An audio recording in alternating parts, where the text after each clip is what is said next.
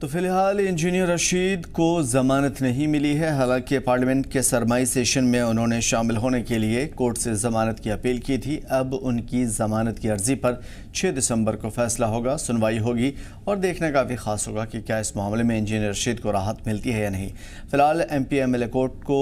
Case shift करने की बात कही जा रही थी। फिलहाल MP MLA कोर्ट में समाअत की इजाज़त दिए जाने का जो मुतालबा किया गया था वो कहां तक पहुंचा, ये देखना काफ़ी ख़ास होगा। NIA की जानिब से आज जवाब दाखिल किया गया था। हालांकि कोर्ट ने NIA से जवाब तलब किया था कि क्या इंजीनियर रशीद को ज़मानत दी जाए या नहीं। फ़िलहाल अबूरी ज़मानत की अपील थी, यानी कि चंद वक्त के लिए जब तक विंटर सेशन चल रहा है पार्लियामेंट का। सीधा श्रीनगर का रुख करेंगे, हमारे नुमाइंदे मीर हमारे साथ जुड़े हुए हैं। मीर, इंजीनियर रशीद की ज़मानत की जो अर्जी थी आज उस पर समाअत मुलतवी हुई है, तफसीलात चाहेंगे आपसे। जी बिल्कुल, क्योंकि लगातार जो है इंजीनियर रशीद की तरफ से जो है बेल के लिए अप्लाई किया जा रहा था, चाहे हम रेगुलर बेल की बात करें या अगर हम इंटर्म बेल की बात करें। हालांकि जो करंट जो सिचुएशन है वो इंटर्म बेल को लेकर है, जिसकी सुनवाई आज होनी थी और उस पे ऑनरेबल कोर्ट का मानना है कि अब जो है इस केस की जो सुनवाई है वो 6 दिसंबर को होगी, क्योंकि इससे पहले ही जब ये पहले जो सुनवाई हुई थी उसमें ऑनरेबल कोर्ट ने यही कहा था कि NIA अपनी तरफ से इसके बारे में रिपोर्ट दायर करे, उसकी बेसिस पे जो है फर्दर प्रोसीडिंग होगी। और जिस तरह से आज NIA ने अपनी रिपोर्ट जो है सबमिट की है ऑनरेबल कोर्ट के सामने, जिसमें उन्होंने कहा है कि जो है पटियाला हाउस कोर्ट की तरफ से जो है एक रिकमेंडेशन दी गई है कि जो ऑनरेबल हाई कोर्ट दिल्ली है वो इस केस को MP MLA के कोर्ट में जो है रेफर कर दे, क्योंकि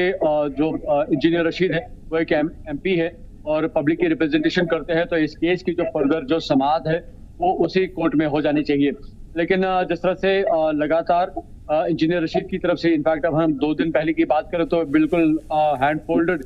रिक्वेस्ट जो है इंजीनियर रशीद ने की थी कि उनको इंटर्म बेल दी जाए ताकि वो लोगों की तर्जमानी सही तरीके से कर पाए, क्योंकि लोगों ने उनको एज ए इलेक्टेड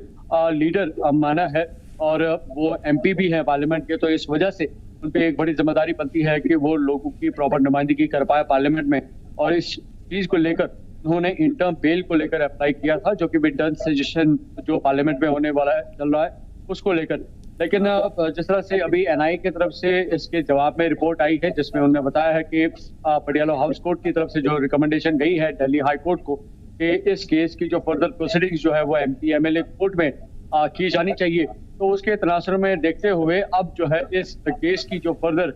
जो हियरिंग जो है वो 6 दिसंबर को जो है देखने को मिलेगी। और मे भी हो सकता है कि उस दिन कोई फैसला जो है बेल को लेकर जो है वो किया जाएगा, या जो ट्रांसफर ऑफ द केस अगर हम देखें तो इसको क्या करंटली प्रेजेंट कोर्ट में ही रखा जाए या इसको आगे MP MLA कोर्ट में ट्रांसफर किया जाएगा, तो ये नेक्स्ट हियरिंग पे पता चलेगा। लेकिन अभी एज ऑफ नाउ ये जरूर कह सकते हैं कि जिस तरह से इंजीनियर रशीद ने इंटर्म बेल के लिए अप्लाई किया था वो कहीं ना कहीं पे अभी एक्सेप्ट नहीं हुई है, बल्कि इस केस की जो समाअत जो है अब 6 दिसंबर को होगी, यानी कि उस दिन इस बेल को लेकर जो है मे भी हो सकता है कि आगे फर्दर प्रोसीडिंग देखने को मिल सकती है। बिल्कुल, 6 दिसंबर को जो समाअत होनी है वो इस बात पे होनी कि उन्हें जमानत दी जाए या फिर इस बात पे होनी है कि ये केस MP MLA कोर्ट को ट्रांसफर की जाए?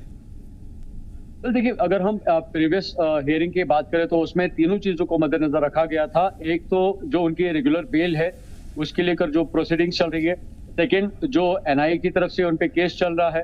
थर्ड अगर हम देखें तो ED की तरफ से जो उन पे केस चल रहा है मनी लॉन्ड्रिंग के हवाले से। ये जो 3 केसेस हैं ये अभी करंटली एक ही कोर्ट में चल रहे हैं, लेकिन जिस तरह से प्रीवियस हियरिंग में रिकमेंडेशन गई थी ऑनरेबल दिल्ली हाई कोर्ट को कि इस केस की जो फर्दर प्रोसीडिंग्स हैं एज पर अगर हम सिचुएशन देखें और स्टेटस ऑफ इंजीनियर रशीद देखें तो वो MP हैं, तो इस केस की जो फर्दर जो प्रोसीडिंग्स जो है वो MP MLA कोर्ट में होनी चाहिए, क्योंकि आज की हियरिंग में इस तरह की कहीं पे कोई बात नहीं हुई कि क्या इस केस को जो है MP MLA कोर्ट में फर्दर ऑन प्रोसीडिंग्स के लिए डाला जाए या शिफ्ट किया जाए या नहीं किया जाए। लेकिन क्योंकि आज इंटर्म बेल को लेकर बात की गई थी तो जो पूरी समाज जो है उसी तक लिमिटेड रही। लेकिन जिस तरह से अब 6 दिसंबर का डेट इसके लिए मुकर्रर किया गया है कि जो है इंटर्म बेल को लेकर जो प्रोसीडिंग्स है वो हमें 6 दिसंबर को देखने को मिल सके। मे भी हो सकता है, क्योंकि ऑलरेडी 2 बार अब रिकमेंडेशन गई है ऑनरेबल हाई कोर्ट को, मे भी हो सकता है कि जिस दिन इंटर्म बेल को लेकर समाप्त होगी तो उसी दिन जो है हमें बाकी जो मामला जो है खासतौर पर जो केस की ट्रांसफरेशन है उस पे भी जो है मे भी हो सकता है कि उस दिन उस पे बात हो पाए। जी बिल्कुल बड़ी बात है और केस की समाअत के सिलसिले में फिलहाल देखना काफ़ी खास होगा कि 6 दिसंबर को क्या फैसला आता है। शुक्रिया अमीर हमारे साथ जुड़ने के लिए।